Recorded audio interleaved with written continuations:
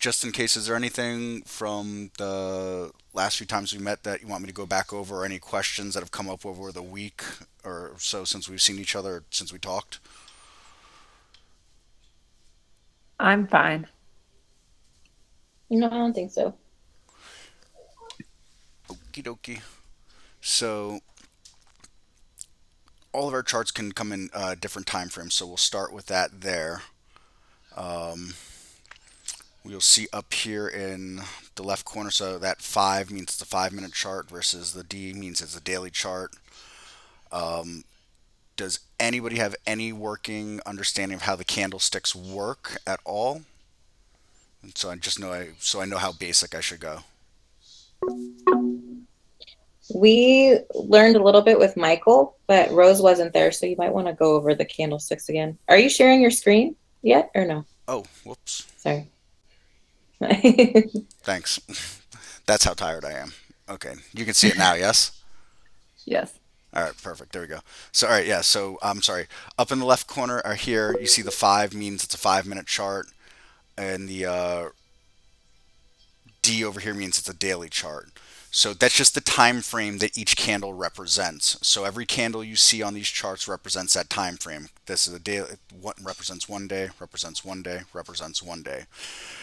When you see a green candle like we see here, what it means is that it was a positive movement in price action in that candle. So we have what's called the body of the candle, which is this piece here, or maybe this red candle is a little better here. Let me get a drawing tool also.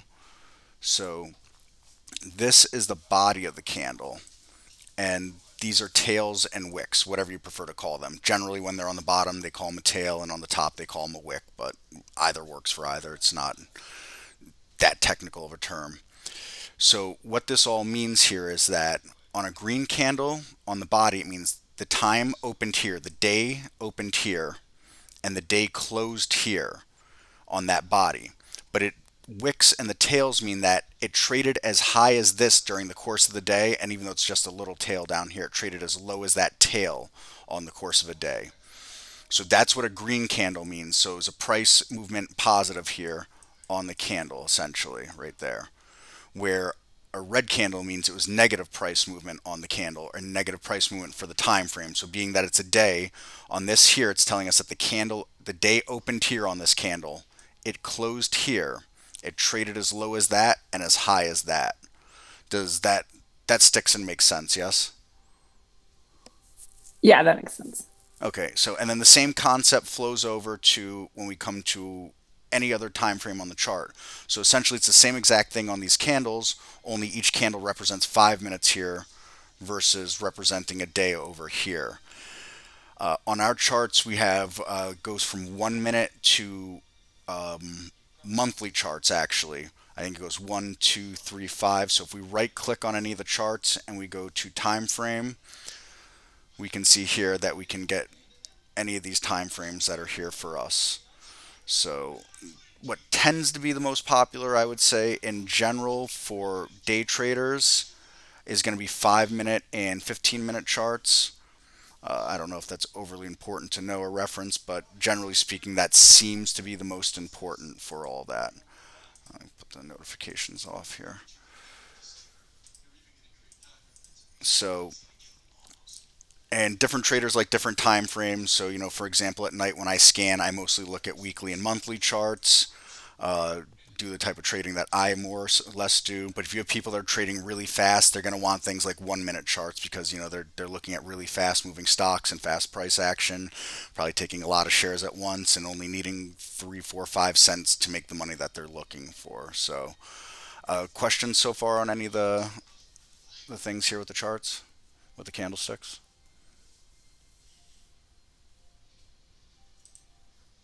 No. Okie dokie. So some of the other things that we can do with the charts here, if we come to the properties here, we have pre-market, post-market. Symbol linking simply means that if we click an alert anywhere, that the charts will change with the symbol that we clicked. So if we enable or disable it, that just simply means that the chart will stay static. So we unlink this chart here now. No matter what I click, it's going to stay on LMMD. So you can see here that the daily chart continues to change while that doesn't. and that's right again in properties again. There's a symbol linking, and then if you have a preference, dark theme. If you want to look at a dark chart versus a light chart, I believe that's the only spot that you can really change what the coloring is of anything in Trade Ideas without doing something with your local machine. Few other notes here in the properties. We also have the crosshairs, so some people like them, some don't. So if you can see that, the gray moving crosshairs that are there, again in the properties we can turn those off. Show crosshairs, don't show crosshairs. I'm a non-crosshairs kind of person, just my personal preference. And then the same with any of the other windows. On a right click, we can always send it, to different symbols lists, something we haven't really gotten into yet, but we'll get into it in a little bit here, maybe in the next couple of sessions. But essentially that, you hear us talk about, symbols list for tracking the EV stocks or anything like that. All these are different lists that you can, focus a set of symbols on to a scan or set of scans like that. So just some of the different things that are here. The last thing we'll go into here is the indicators, and this is where you hear people asking about, simple moving average, exponential moving average, Bollinger Bands. Essentially, all they are is they're just calculating what's going on with the price action of a stock, and they all have different formulas, basically. With Bollinger Bands, it's usually two bands, a top and a bottom band, and generally people want to see the price action moving in or outside of those bands to show it's an overbought or an oversold stock. And essentially, like with anything else, you're looking for some kind of average and using the imbalance of that average to make the trade with. We don't have a ton of indicators compared to what most people and their brokers have. There's probably 50 different indicators out there, and I'll say maybe 15 of them are extremely popular, and we just have, half a dozen of the most popular ones that I would say right now. So just to go in order, average true range is just, it's a range of price over a given period of time. That usually that period of time is 14, so you can see that 14 here is meaning 14 days, so it takes the average of 14 days of that price and gives you a line on that. The simple moving and exponential moving averages, same kind of concept, that they move over a period of time, and then the formula adjusts based on what time frame that you're looking at on the charts, whether it's a daily, a weekly, a monthly. And then the RSI, that's the other big one that's really important. It's just another indicator whether something's bought or sold. And if we put that on the chart here, you'll see here at the bottom, if you didn't notice before, but this doesn't have it over here, this one does. It's just a line, and it's going to go when a stock starts to get overbought. You're going to see that number come way up here. It ranges from technically 0 to 100. I don't think you'll ever really see a 0 stock on oversold or a 100 stock on overbought. But again, it's just showing that, trader sees that a stock is a 90 RSI, odds are it's overbought, and at some point people are going to start selling it, versus if they see a stock with a 15 RSI, it's oversold, and odds are someone's going to be looking to pick up shares of that on the oversold. And again, these all make these numbers focus based on a specific time frame and time period. So I know it's like more technical trader speak on all that, but assuming that anybody does want to at some point dabble their feet into the simulator at first anyways, I figure good to cover these things. If there's questions on any of those, I would say those are also the most popular indicators that are out there, and they're personally the only indicators that I use. So I'll stop for a second and see if you guys have any questions or want me to circle back on any of that.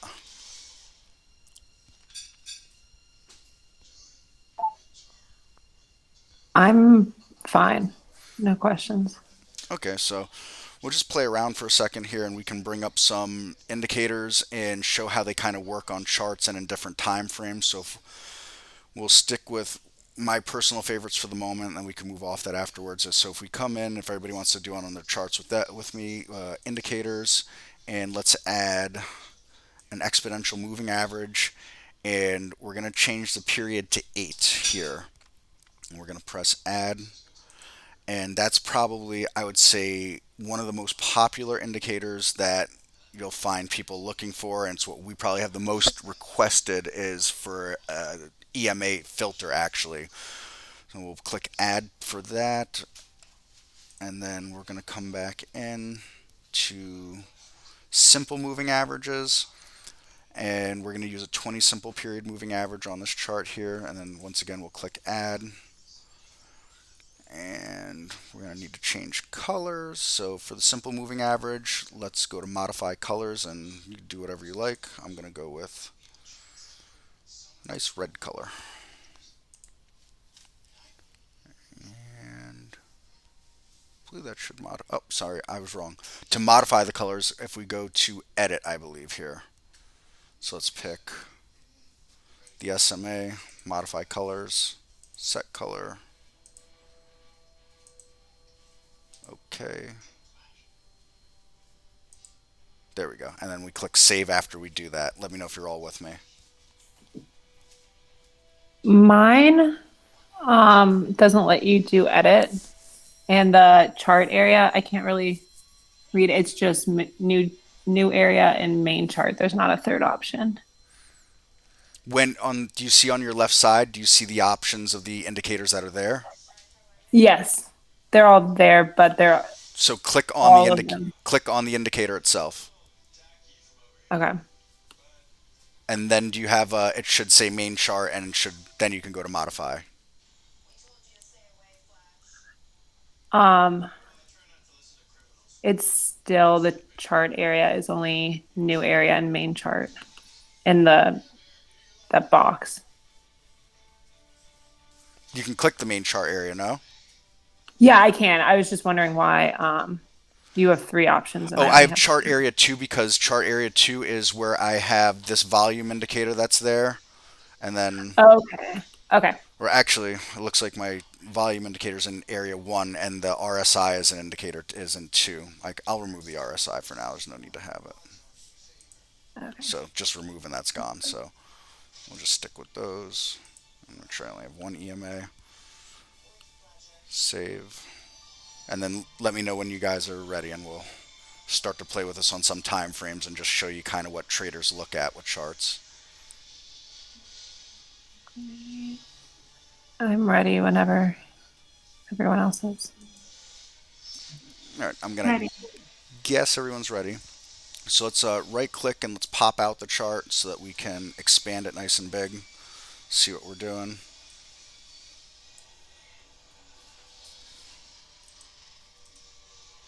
I don't know why it's doing that.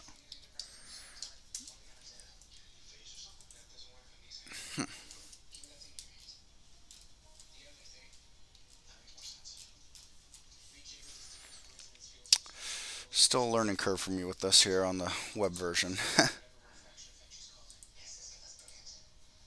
There we go. All right. So let's right click and let's bring it to a 15-minute time frame.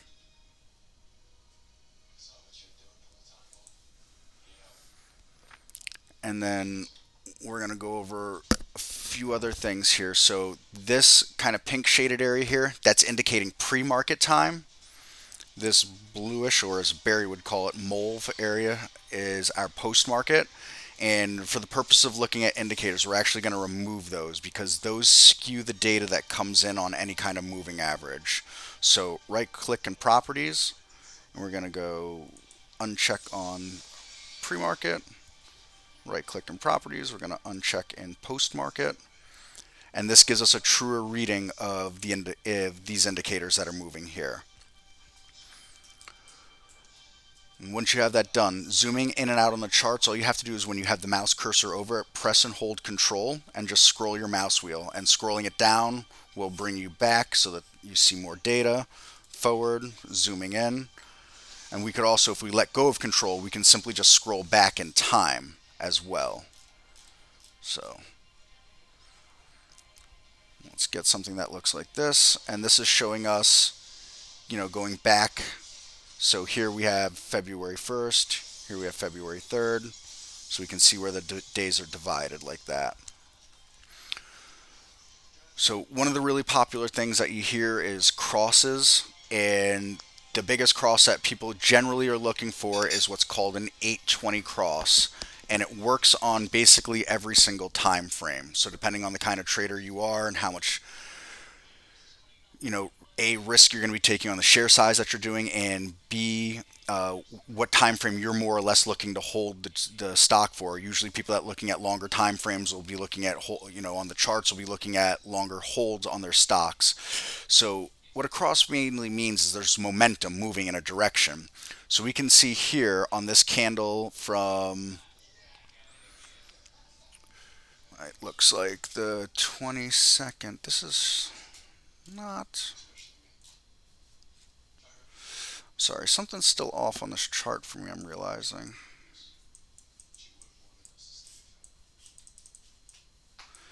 And it's not showing us the data that I want it to.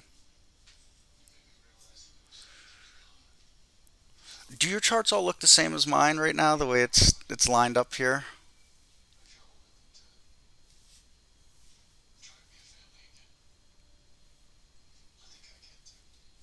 I think so.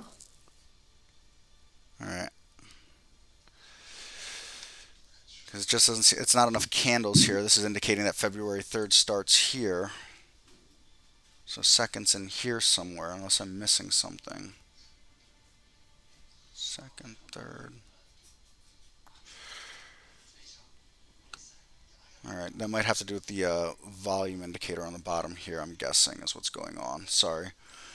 Trying to line this up with what I'm seeing on the web version versus what I see on the desktop app. So, all right, back to what this cross means here. So essentially, when you see two moving averages cross, and like I said, the most popular are going to be this 20 SMA here versus this 8 EMA here. It just indicates that there's momentum in that price action. You can see off this cross here how that price action diverges, moving, really hefty in an uptrend more or less. And the other thing to notice here is that as you see the spread on this happen here and continues to get wider, you can see these candles start to really move up on us here like that.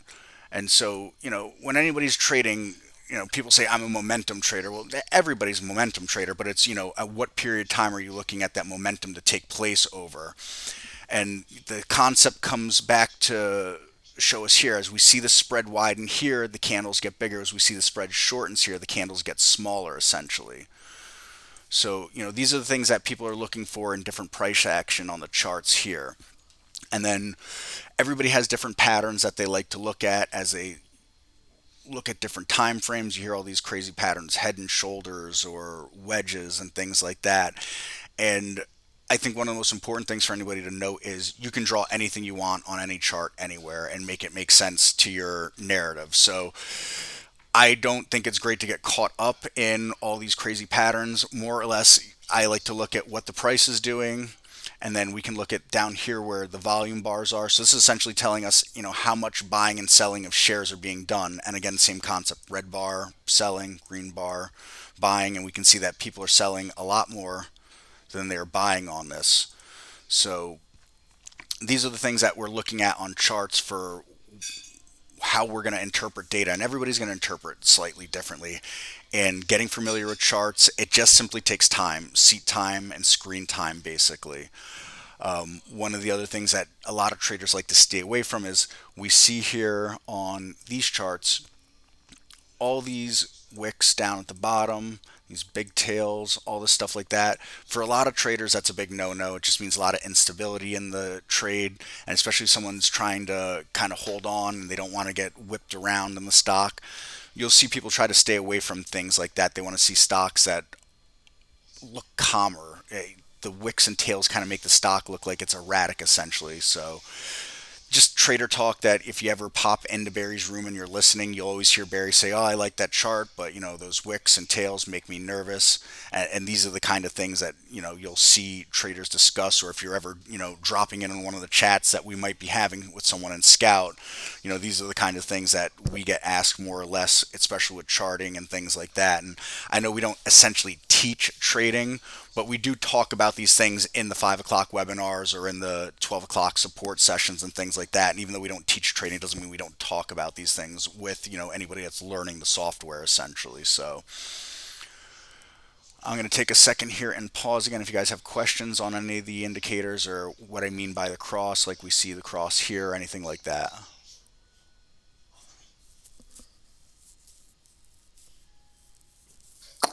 Not for me. Okie dokie. So one of the things that I like to do when I'm scanning is, like I said, not trying to get too caught up in patterns or anything like that, but there are some patterns that are easier to recognize than others, and that they're patterns that have, they're tried and true and tested over the years. So one of the things that I like to look at, if we go to time frame, let's bring up a daily chart instead on this. And I like to look for what's called cup and handle patterns. It's really simple stuff, and this will give us actually a few good examples of it. And all a cup and handle pattern means is that we have like almost a horseshoe shape followed with other shapes essentially. And so like if we looked here, I'm going to get rid of that again for a second and bring it like this. We have this nice horseshoe shape here, and then this one that's above it. So it's almost like this is our cup here, and this is the handle to that cup here, if that makes sense. And it's just showing that, there's a pattern building and an uptrend building in the stock for people wanting to buy it. So, you look, there's other ways to even draw this too. So while I draw it like this, and we can see these handles here almost like this, and we can continue to see it just build and build and build, you could do the same thing and simply draw lines. And what we would call this here is every one of these, when they make a low, is a higher low, and every one of the highs is a higher high. So you have like a base that comes across here, but then higher high, higher high, higher high, higher high until we see it fail here, essentially. And especially for someone that can't sit in front of a screen all day long and watch these things, it makes more sense to be looking at things on longer time frames like this. And now you can say to yourself, well, look, I like this stock here, and I see that, if we were looking at, let's say, back in this time frame here, we can say, wow, well, it has a really strong base here. Look at all those days and weeks, from the end of August till the end of October, basically. It never breached there. So maybe if I decide to take some shares, so we call that our base. Maybe if I decided I want to take some shares here because it looks like it's going to break out of all this range here, and we might make a move, and I wanted to use this as my stop, we're essentially looking at, that's how we would calculate our risk more or less, and saying that, if we wanted to risk X amount of money, we calculate this range here, so somewhere in the $50 price range is our stop, and how much we want to risk is how many shares we would take based on that.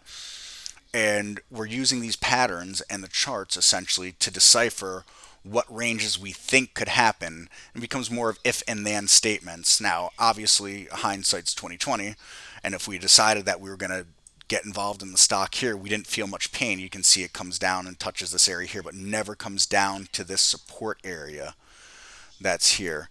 And so these are like the main things that people are looking at when they're looking at charts. And like I said, anybody can draw anything they want.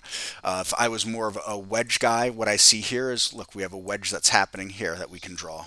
And we could even say, look, on that wedge, after we made this big run up here, it's come down and tested and tested and tested, and it hasn't broken us. So now we could call this support once again, where in the past we could see that it had been an inflection point where it made its way above it, but then came back down below it here.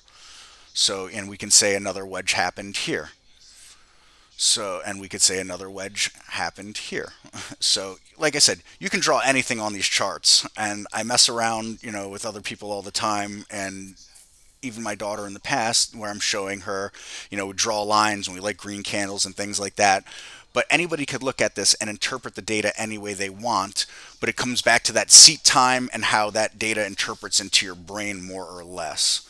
So I know I'm kind of going more into the trading side of stuff, but I feel like as far as, the other things that we'd went over with the top list and alert list and things like that, we had a pretty good handle on that stuff. So we'd start moving into this a little bit, and then circling maybe in the next few sessions and building alerts ourselves, and then running history on them and just seeing how they look on the chart. So again, I'm going to stop if there's questions, or if there's like a chart pattern you ever heard of or something like that that you want me to try to cover or go over.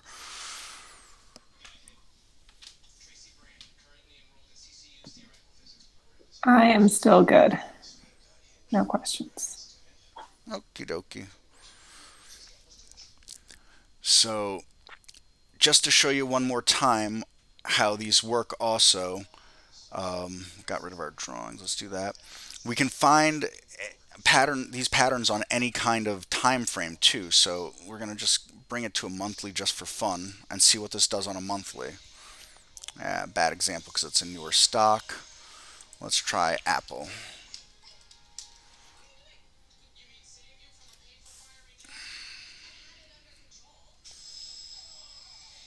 So we could even do the same thing with Apple right here. So the same kind of thing. We look at this and we look at this. So this is our cup. There's our handle. Same thing. Higher low, higher low, higher high, higher high. Another cup. Smaller albeit, but the same thing here.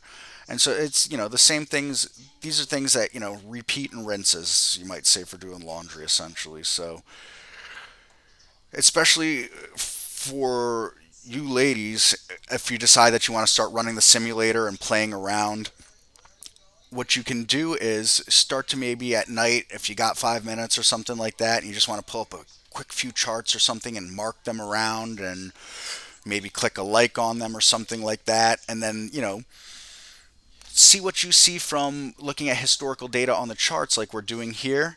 Buy them in the simulator, play around with it. It's touching the hot stove is sometimes the best way to learn, and with the simulator it's not a hot stove obviously.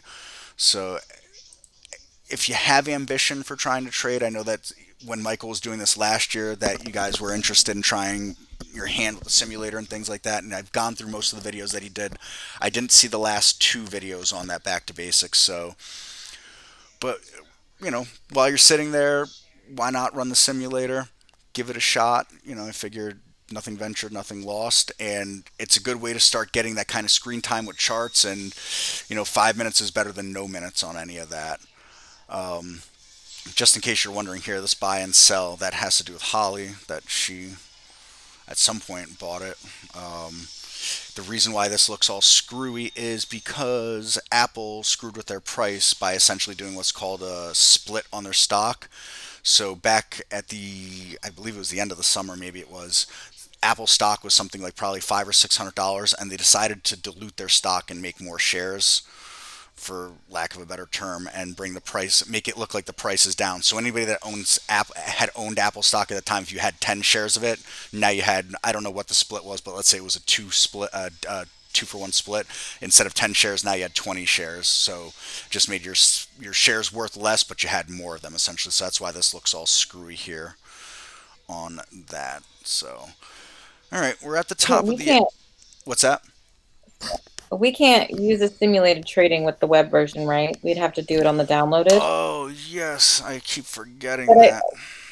well, Michael had given us access to Amazon Workspace and so login for that, and we had to do a special login with him. So I'm sure if anyone has any ambitions to do that, which I think I have the information because I got it from William, but if anyone wants to do that, just you could probably ask Michael. He'd be probably willing to let anyone go play around on there and trade on there. I keep forgetting that the web version.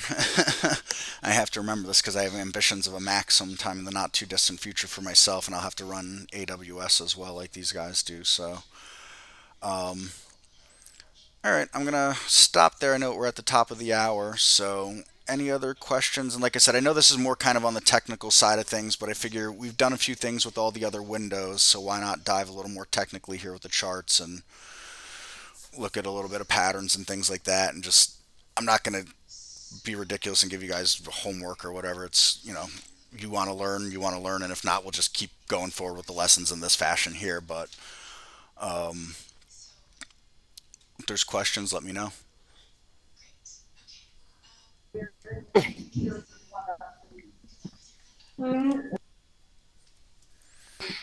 That twist is all. All right. The Before we wrap it up, then the last thing that I'll share here is I said that especially the 820 cross works on any time frame. So again, our 8 EMA is here. It's a much faster moving average. Our 20 EMA is here, and I said this works on any time frame. So if we look here now, didn't go as well. All right, we can see it here. Look at, we have a nice price climb here on that cross. We can see it happens again here, and we can see they basically kiss here, and then it really rockets up there. And we can see all the same stuff that I talked about there, just for one more visualization of this here, that when we see the beginning of the gap widen here, how that price movement picks up, moving up, capitulation here, if you want to call it, back down to earth, and then the same thing again here as we see that starts to widen and the gap starts to widen. We can see these candles get bigger, not just going up but going down too, and the same kind of concept that's here. So again, this is on, a monthly chart, so it's, looking at a lot of data over a lot of years. But if you were a longer term investor in Apple, and you played these kind of moving averages and things like that, this cross here worked out pretty well for you here on a long-term chart. So just shows you that you can take any of this data on any time frame and interpret it any way that you want, and that, while technical analysis works, it's still a bunch of mumbo jumbo at the same time that it works. So, just because it's nonsense doesn't mean it doesn't work. So I guess we'll stop it there, and I'm gonna load this and the other videos, and hopefully I'll load that, get the other three ones with the first one loaded into this channel here for any of you to go back over. And this way, if you have any questions, you can ping me, or I mean, I'm sure you could ping any of the other guys too, and they'd be more than happy to answer your questions. So, all right, ladies, I'm gonna stop the recording, All right. and we will